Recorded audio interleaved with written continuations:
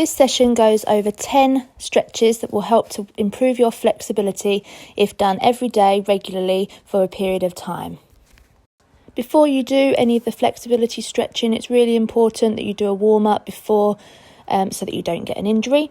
There's an example warm-up on the sheet here, but any warm-up that gets your body moving, gets your heartbeat raised and gets your muscles warm does the job. The stretches that we're looking at are a middle straddle, left straddle, left and right bow and arrow, left and right splits, left and right needle and a bridge. This is our straddle position. This is how we're going to start all of our leg stretches. So we start from this position.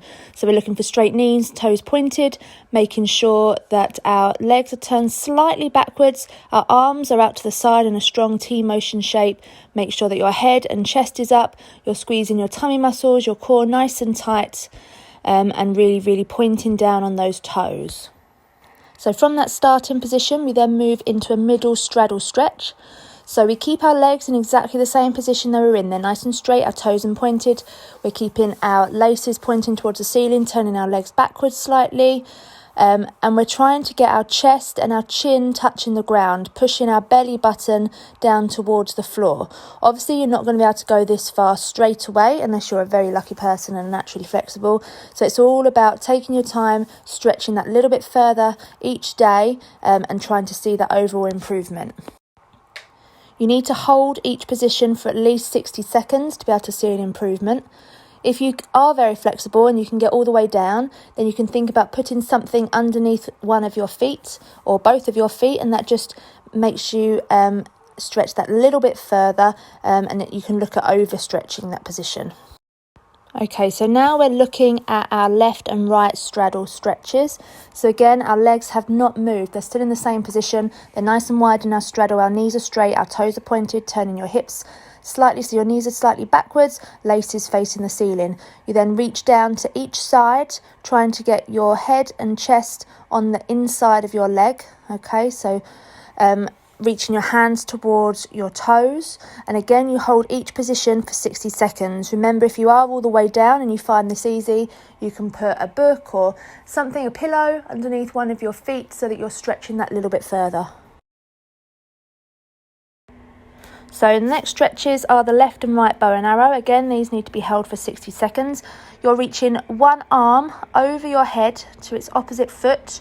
You're trying to get your shoulder of your other arm on the floor on the inside of your knee.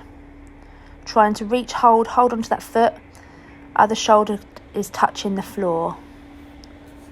Again, you can do the same thing with the book or with a pillow or a block of some kind to put your foot up a little bit higher so that you're overstretching if you are really flexible already and you can already do these positions easily. So next we have our left and right splits. So we again go from our straddle position and we turn our hips into this position. So we're making sure that our back leg is, our kneecap is touching the ground. So our knee is down facing the ground. Our front legs, we should have a pointed toe. If you can reach all the way forwards, then that's great. So you want forehead and elbows touching the ground. If you can't, then obviously we're just wanting you to go as far as you can and hold it for 60 seconds. And then each time you try this, you'll be able to go a little bit further each time and you will see that improvement. So the next one we're trying to do is our needle stretch. So we're in our split position that we're in before.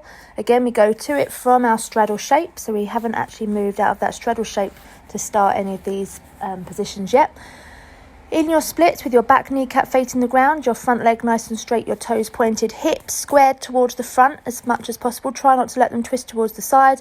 You then reach both arms back over your head to try and reach towards that back ankle.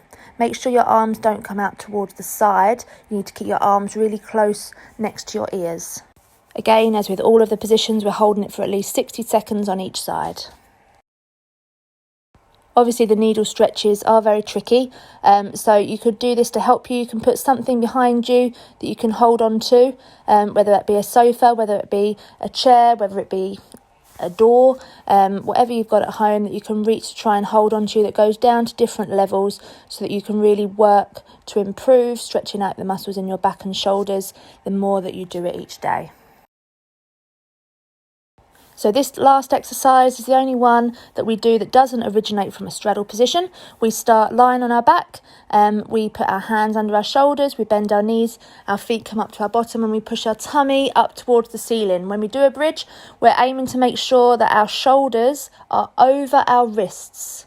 That really stretches out our shoulders, stretches out our back. We want to make sure that our legs are together and our knees are straight. Our hands and feet should be as close together on the floor as they can be.